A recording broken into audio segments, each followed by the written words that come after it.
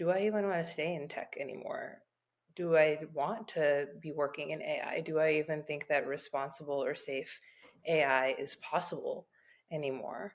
Part of the reason why I decided to stay, at least in this moment, engaged in AI and in tech is who gets to decide. It felt important for folks who weren't 110% bought in or might not even identify as a tech optimist to be at the tables, because otherwise you just have the people who tend to just opt in be the ones who are going to build it anyway.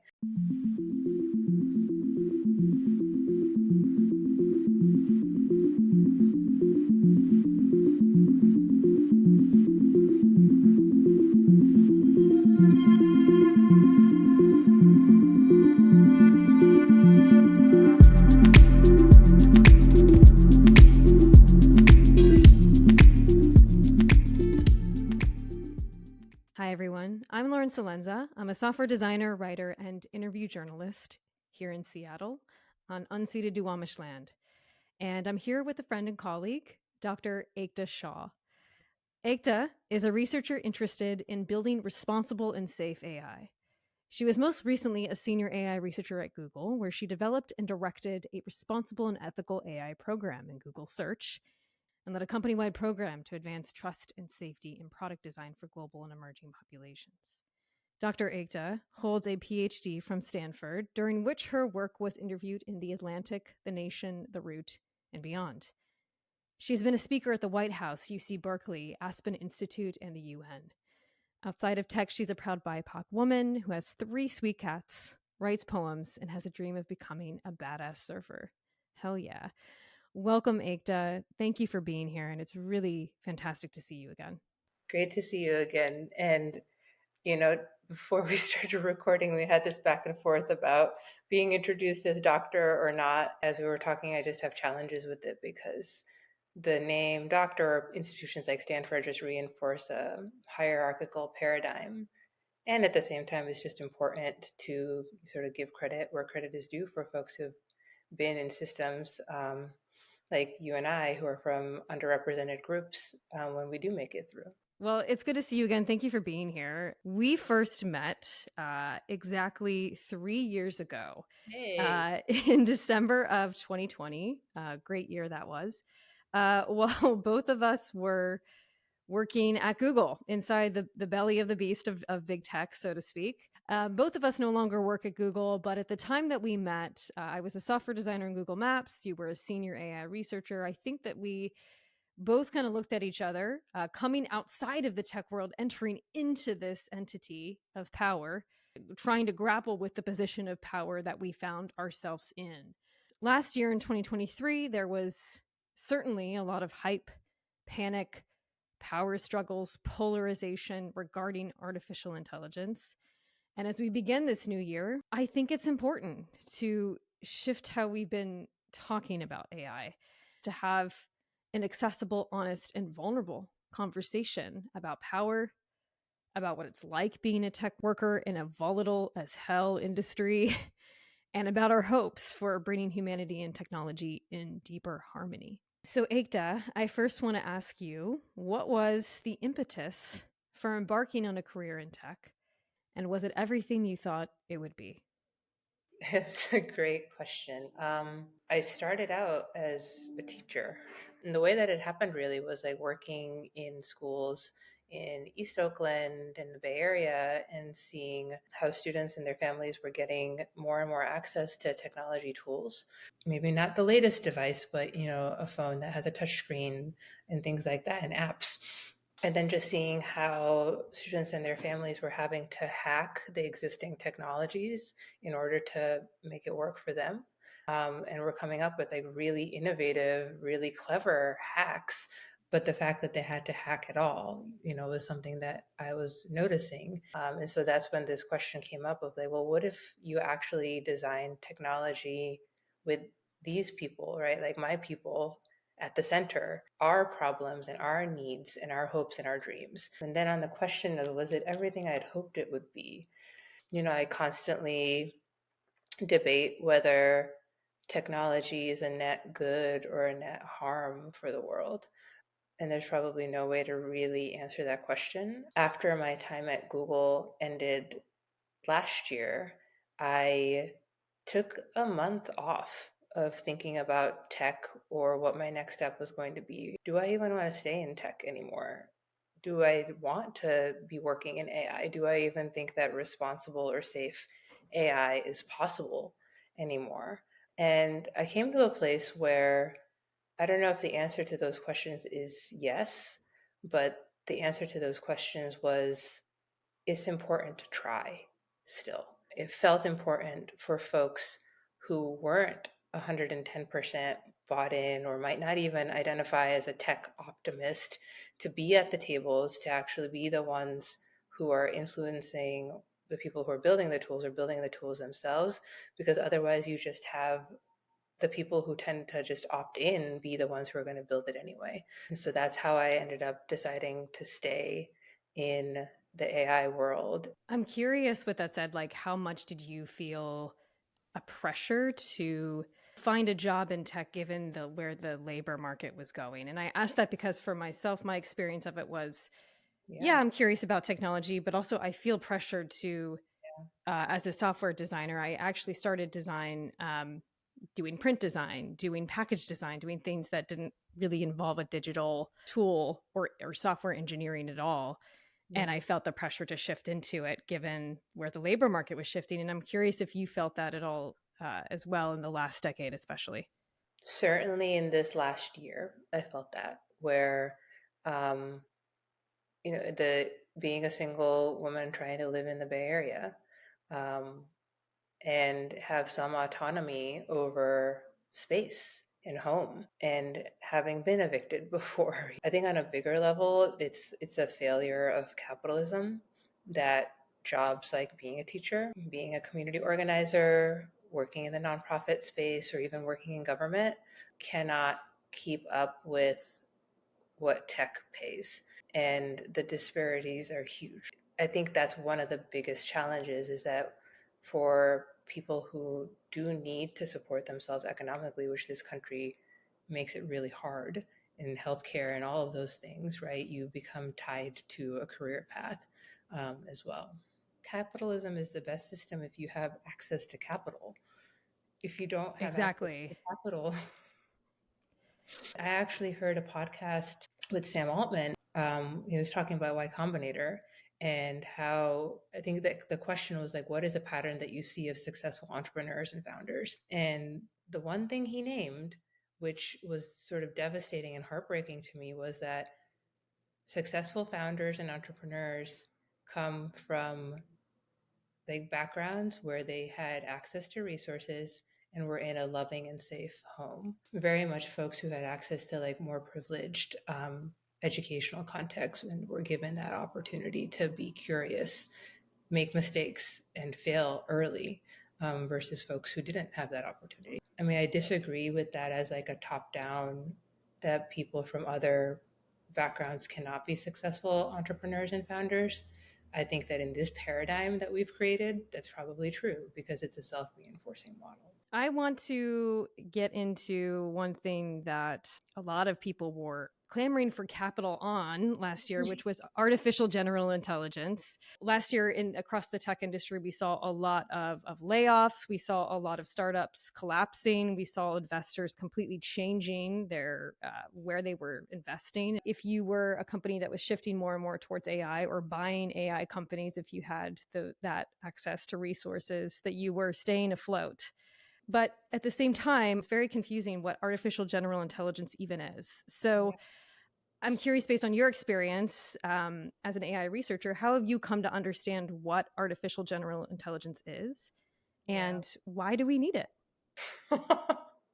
In terms of AGI, I think as I get more and more into AI, I become more and more confused as to what AGI is. The definition of what AGI will be changes, and every person has their own understanding of it. I guess like just the idea of artificial generalized intelligence is that the AI will reach some point where it will be, and then fill in the blank, smarter than the average human being, able to come up with novel ideas on their own, able to behave autonomously. So I think that whatever that fill in the blank part is, like there's not a consensus on what that is. And it actually matters a lot because it matters in terms of governance. And I think for me, what is important and part of the reason why I decided to stay, at least in this moment, engaged in AI and in tech is who gets to decide, right? Who gets to decide what that is, what the definitions are, and if we as a society even want that.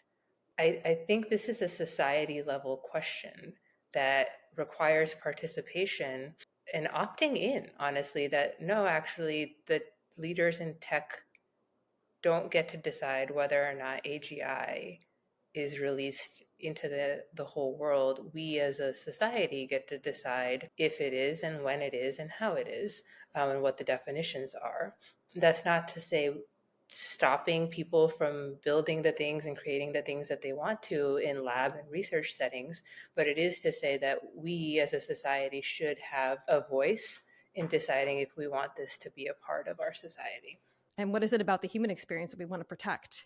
Because AI can do all of these amazing things, but it's not having a human experience. That's right. And so there are aspects of that that will always be true, and we'll need to figure out what that actually means. I love what you're saying, even in just in terms of like, what does it mean to be human, and what do we want to, like, what is our choice in terms of how we engage with technology? And I think oftentimes, people get into these traps, maybe is a harsh word, around like, oh, well, technology can like meet this need, and this chatbot can help you with loneliness. And to some degree, I think that's true.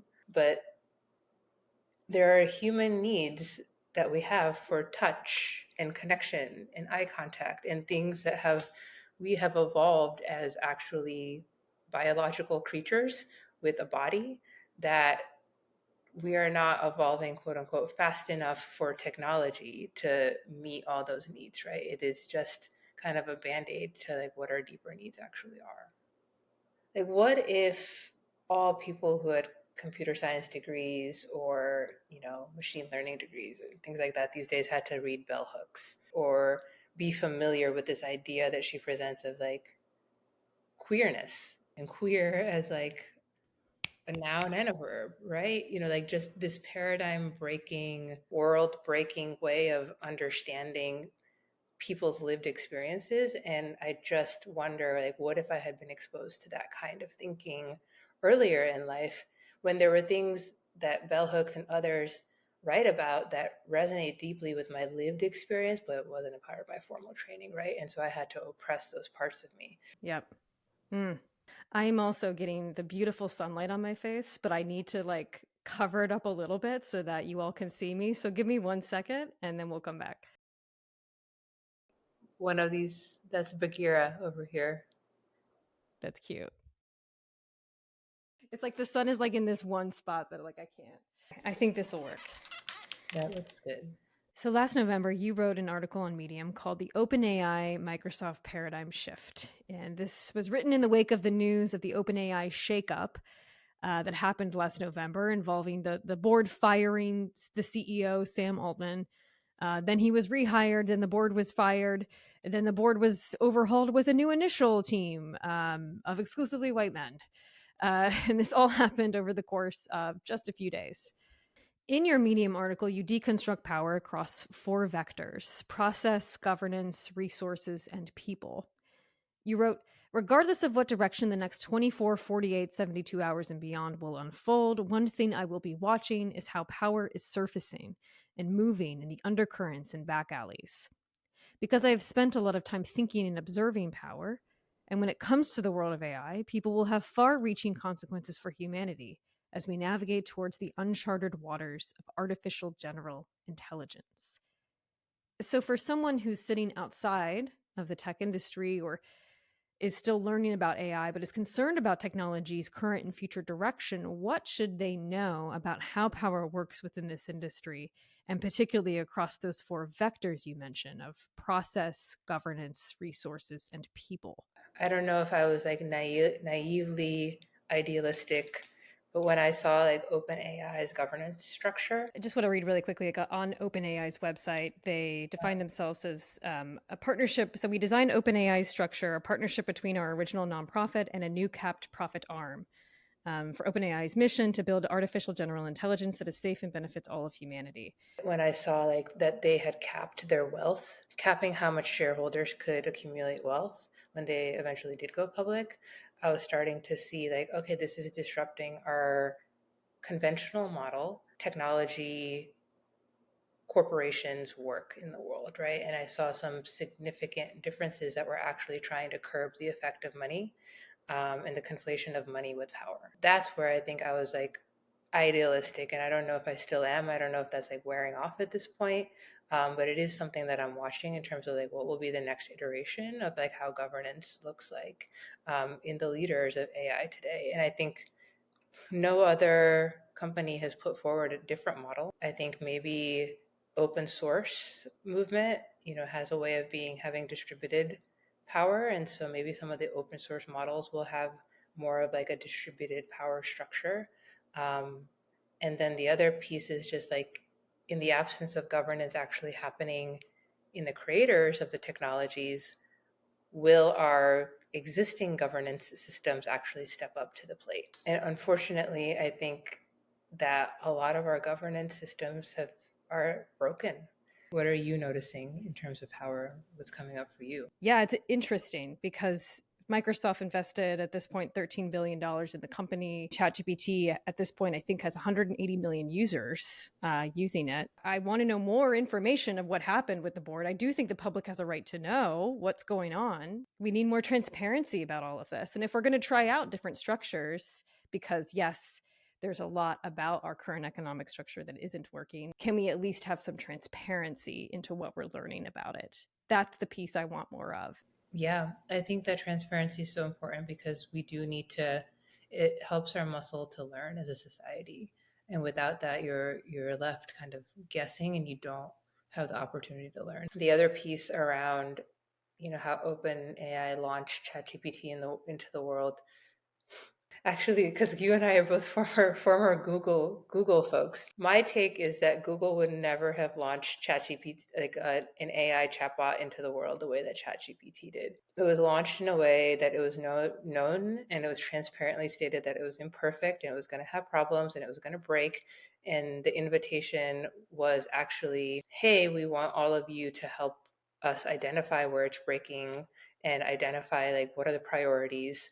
What it did was, because it was so much more advanced than any technology that had been seen before, it shook the governance structure out of their slumber or whatever it is that they do when they're not passing bills. And it got attention onto something. And I feel like Google and some of the more established tech players tend to play this like boil the frog slowly approach of like, we're just gonna smoke and mirrors you and you won't really know what's happening back here and everything's perfect. Like look the other, like don't look at the man behind the curtain. Whereas I felt like OpenAI more, whether it was intentional or not, it was just like, here's the man behind the curtain. Like now everyone's involved. So yeah, what do you think?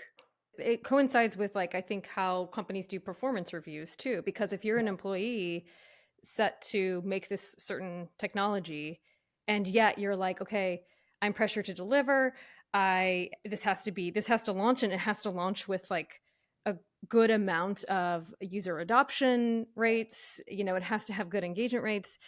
You're not going to want to say if it failed Yeah. because your livelihood is connected to it. And I felt that way definitely working at Google. Is like I felt that way in myself.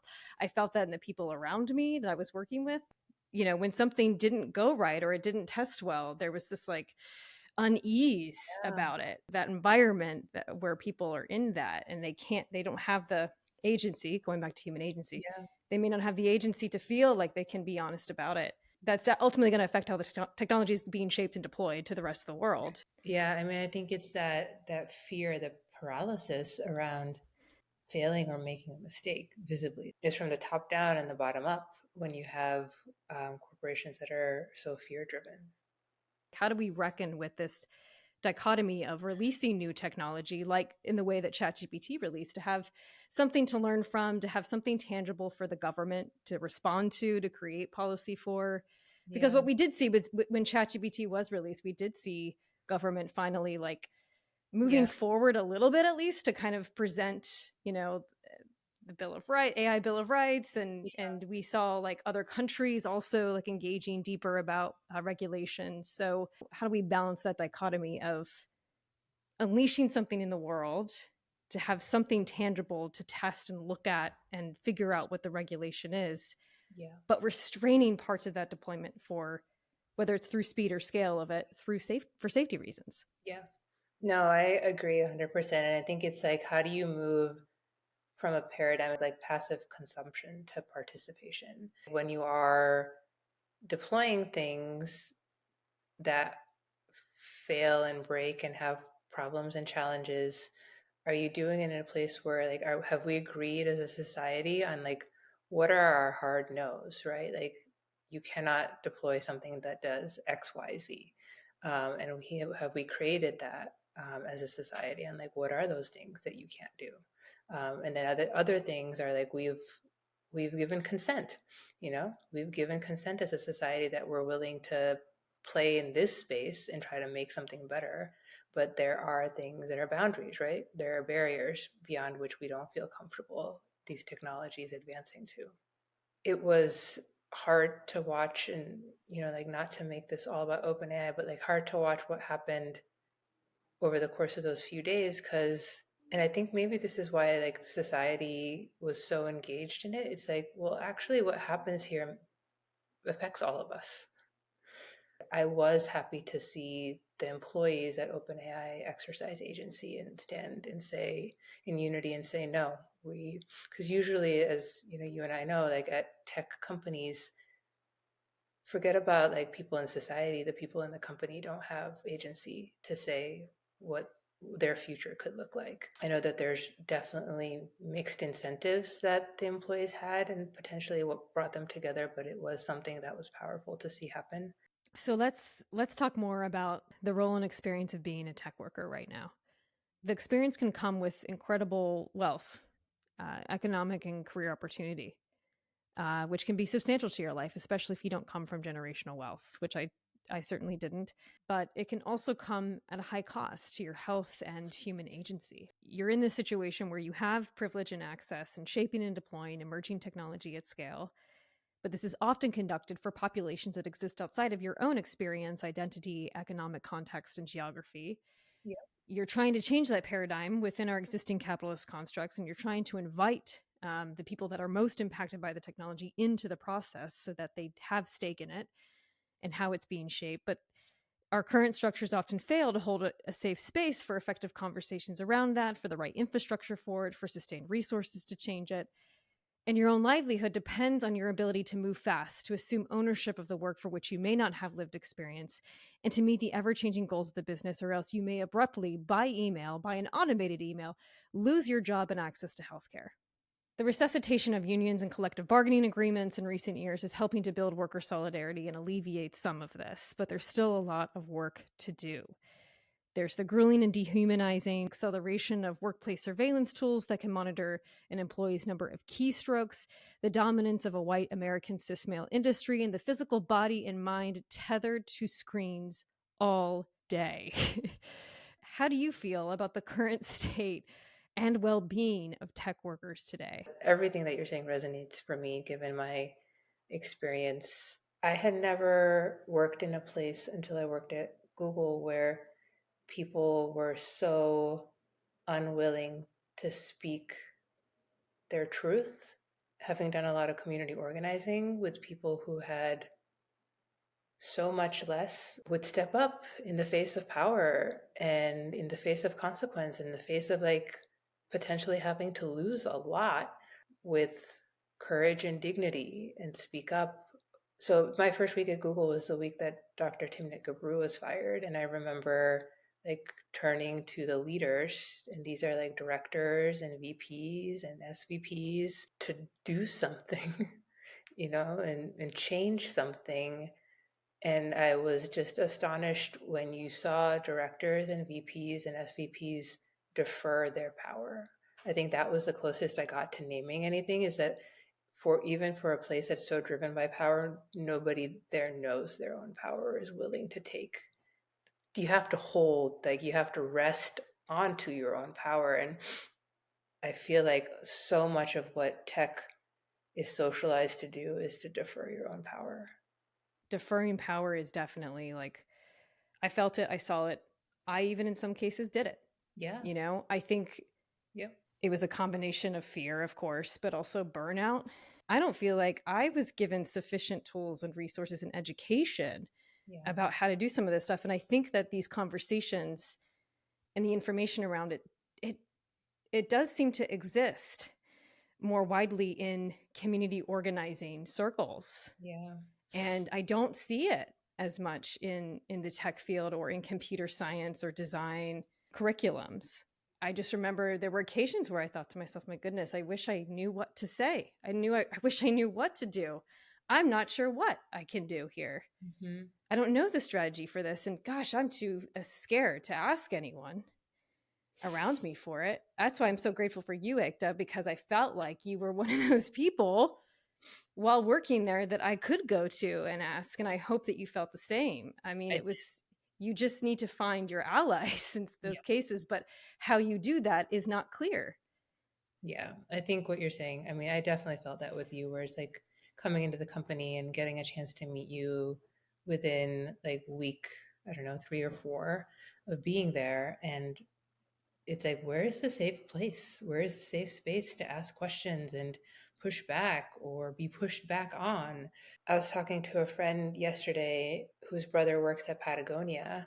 She shared that like at that company, it's not about profit at first. It's about, is this a good thing? Is this the right thing to do for the world? And then she shared with me candidly, like her brother just felt like because the culture was so oriented to like equity and inclusion and like being in integrity with your values, he often felt like, well, I don't want to like do it wrong or say the wrong thing, and what if I make a mistake, right? And some of the unlearning that that company has actually had to do is help people feel safe to say the wrong thing, say something that might actually feel offensive potentially or insensitive, but like create process around how do you actually help people learn and grow, not at the expense of the people who are often subject to oppression, but that as a group we can actually come together and learn together or unlearn and then relearn together.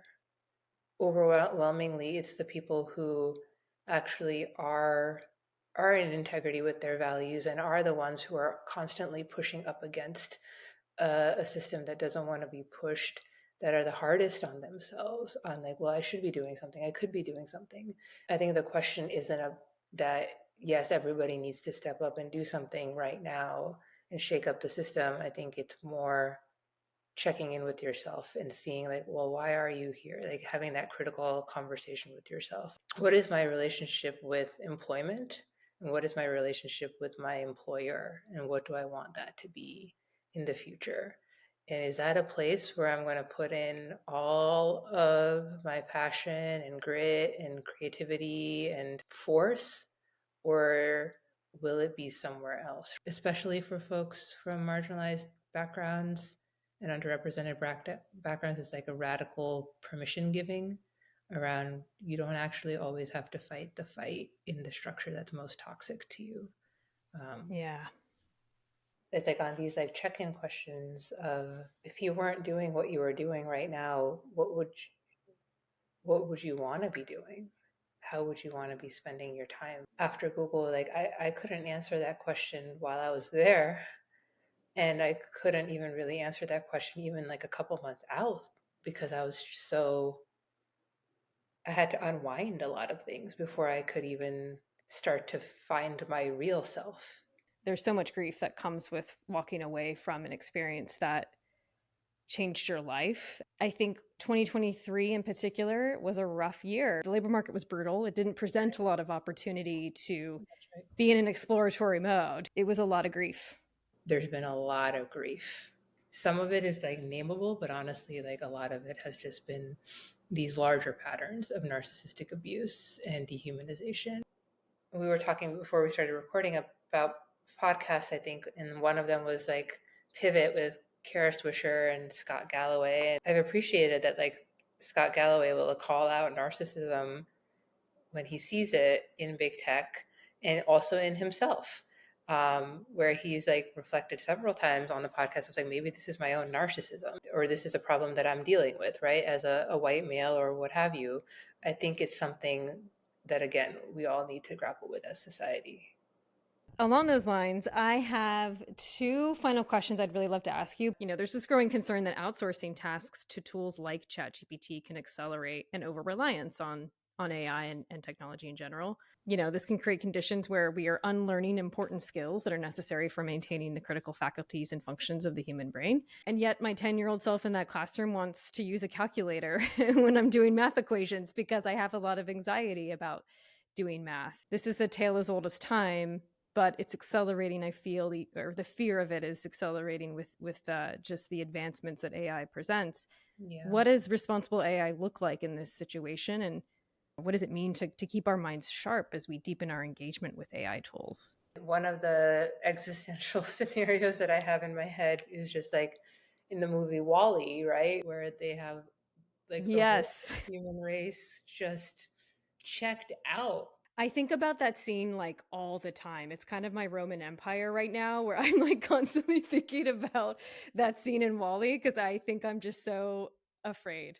I believe that human beings are innately curious and creative and exploratory, right? And I think that when you have economic safety, physical safety, like when your basic needs are being met and you're not having to worry about those things, that people will continue to create and be curious. And I would love to live in a world where you actually get to follow your own desires and not have to do the thing that you think you have to do in order to like get money. I think that's one of the possible utopian promises of AI.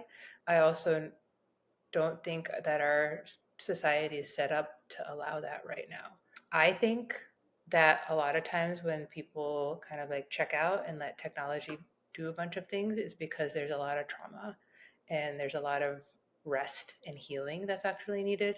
I know that's true for me personally. It's been my own exploration this past year of how often am I actually checking out of my life because I'm trying to avoid healing.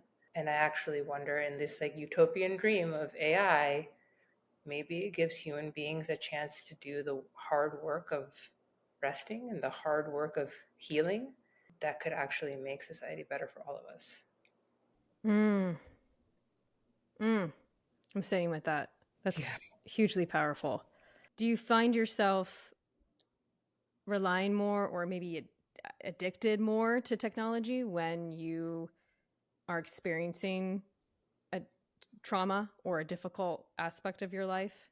Yeah, I think that I've definitely scrolled way too much on Instagram and have binged too many seasons of whatever on Netflix or whatever other streaming service to avoid some of the deeper things that are happening for me. It's really easy, but it also leaves you feeling empty. But you have to have a touch point to understand what it feels like to not feel empty all the time. And once you feel that, once you recognize like, oh, like I was actually like starving this whole time and now I understand what it feels like to feel nourished. So let me go do more of the things that are going to help me feel nourished. I feel the same. I think for me, I got kind of addicted to TikTok this year. Yeah. Because it was so easy to just dip into it and scroll away and avoid whatever I wanted to avoid in life. When we are experiencing loneliness, isolation, trauma in our life, that I think we are all more susceptible to technology addiction, information fatigue, and mis and disinformation. Do you think that loneliness can create conditions for polarization and disinformation to thrive? And how are you making sense of the loneliness that we're facing as a society? This idea of loneliness makes me think of this movement towards the personalization of AI to make your workflows or whatever your life more efficient, and B, to have that kind of companion unit with you, like the subtle ways that technology will influence us. And I worry about that with the personalization. It's just creating this bubble for people that is just feeding back to you the things you want to hear because the technology has learned you and what you like to hear. And loneliness makes us really susceptible to that because we're vulnerable and we're not strong. We don't feel that resilience to be challenged in our views or be presented with something that's challenging to us. I got a text actually today from a friend that I hadn't talked to in a few months. And she wrote to me and she's like, "Hey, I'm going to this like poetry session tomorrow night. Do you want to come?" And I lit up. I was so excited to hear from her. I do wonder, like, is that a first step to creating a world where we do feel more connected and less susceptible to what we're being fed, and to reach out and send those invitations and how meaningful that can be and feel like I'm kind of thinking about this in real time. This is because this all happened today, Mm-hmm. but it's very much like relevant, I feel like, to this conversation. And I don't want to feel like I'm over reliant or getting addicted to technology, but I know that there's an aspect of me that is, because of the loneliness factor, you know? Yeah. I think that one of the core aspects of being human being is like being relational and being in relationship with nature and like this planet, or like relationship with people and others around us. Can we truly enter into like a participation paradigm where people are actively participating in the design of the technologies that are, for better or for worse, like deeply integrated in our lives and setting forward, what the world will look like, as well as just like participation in your community and participation in governance and participation overall, right? So I think I would love to see that happen just because AI feels nascent ish right now, that there's a moment to do that, but soon things will get too baked to be in a participation paradigm. Participation, when you said that, it made me think about your time at Google when you invited um, key organizers of the George Floyd Global Memorial in to speak to people at Google, therefore had access to money to donate and time as well to spend listening, thinking, being in community around that. I remember that moment and thinking, I personally haven't seen this at Google before. Yeah. I've seen external speakers, celebrities come in to speak in corporate contexts, but the George Floyd Global Memorial and the organizers of that, like, that was different. There was another session like that was stood up when Russia invaded Ukraine, and William Tyner brought in some folks who were working at Code for Romania at the time, right on the border of Ukraine. And it was this idea of the same kind of idea where it's like people in tech are designing the solutions for people on the front lines of issues and challenges with never having talked to or asked them, like, what's happening for you? What do you need? And I just remember one moment in that session where there was like a data scientist at Google who's just said like, hey, we're seeing the logs and the query data, and that there's been this huge spike in like language translation. Like, why is this happening? Like, why is this what is like one of the largest query sets? And they were able to talk directly to people who are hosting Ukrainian refugees in that moment and being like, that's because nobody here speaks the languages that the people who are crossing the border speak. And they're all speaking lots of different languages, and we have to be able to communicate with them. And so translation is a critically critical. And just that conversation happening was like so important in terms of how Google could build out the infrastructure to support language translation in that moment of need, right? That participation piece, I hope that through that and through more conversations like this and hopefully more regulation, that more and more people who are the most impacted by technology are given the power, the resources, the consent, the credit, like compensation, all of this when it comes to the way the technology is shaped. AI is really bringing that question to the surface when we think about artists, writers, Yep. filmmakers, like illustrators.